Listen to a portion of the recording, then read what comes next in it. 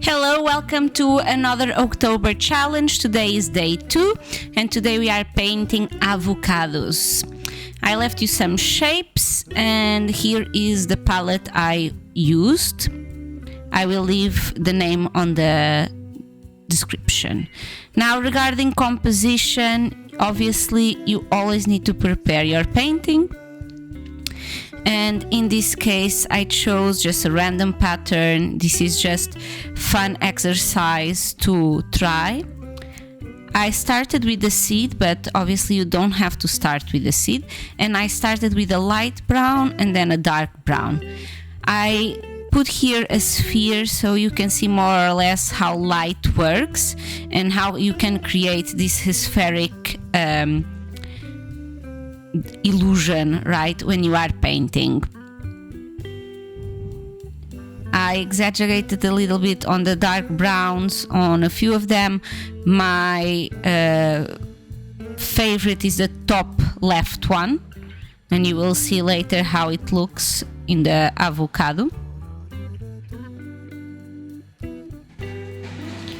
I started with a light wash. This is a light yellow with just a little bit of blue to create this very light green, this buttery green.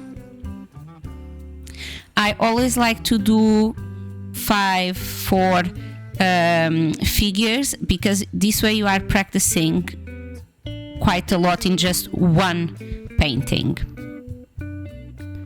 And of course, the best way to get better is to practice.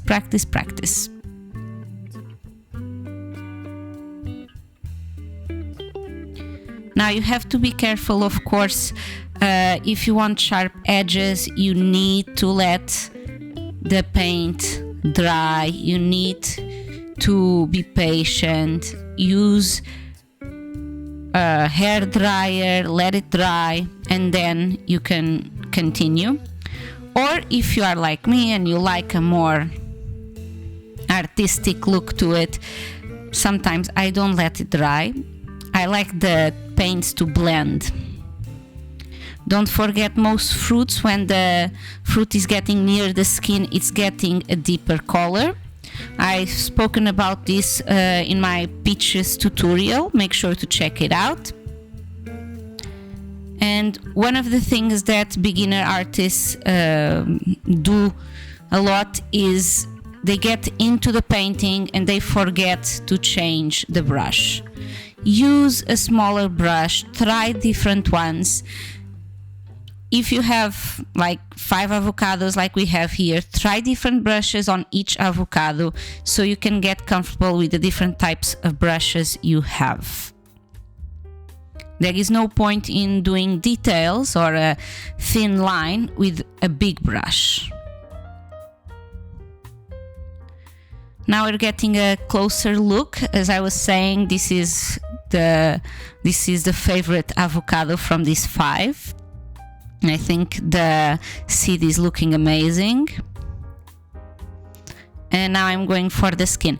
Now the skin is very bright here, but along the way I'm going to add more and more layers, and you will see that rich dark green starting to show up.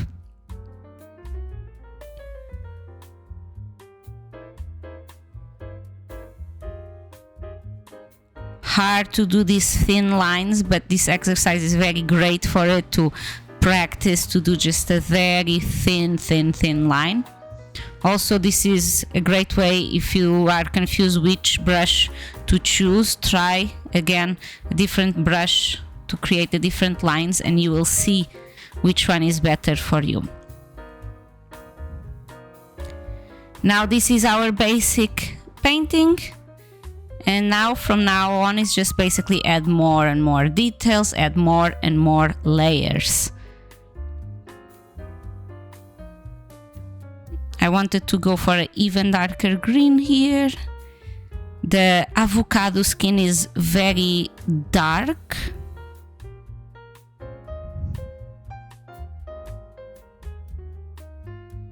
Look at that. Okay.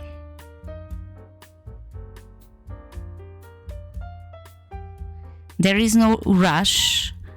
set aside some time for you to paint every day. Follow along on this October challenge and you will see the difference. Now, I always like to talk a little bit about color theory. I put the color wheel there and I chose red against the avocado because red is a contrasting color with the green and it makes the painting pop out more. Now I'm doing the shadows. Shadows can be tricky. You always also need to practice a little bit to visualize what you want to paint.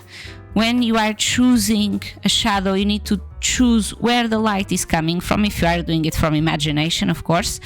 And obviously, light can come from more than one place. Again, let it dry. I'm still going to build up more of those shadows.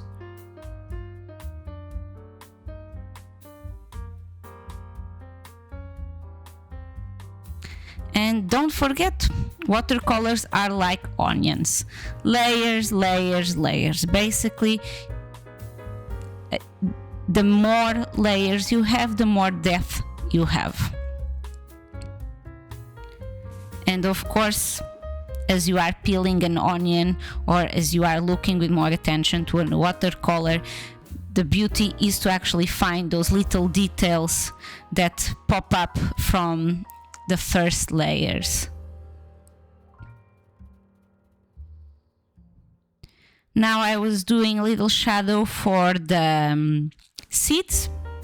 You could have done this from the beginning with the light green. You could have added straight a little touch of a darker green. I went here with a light brown, just pushing a little bit the color still from the seeds.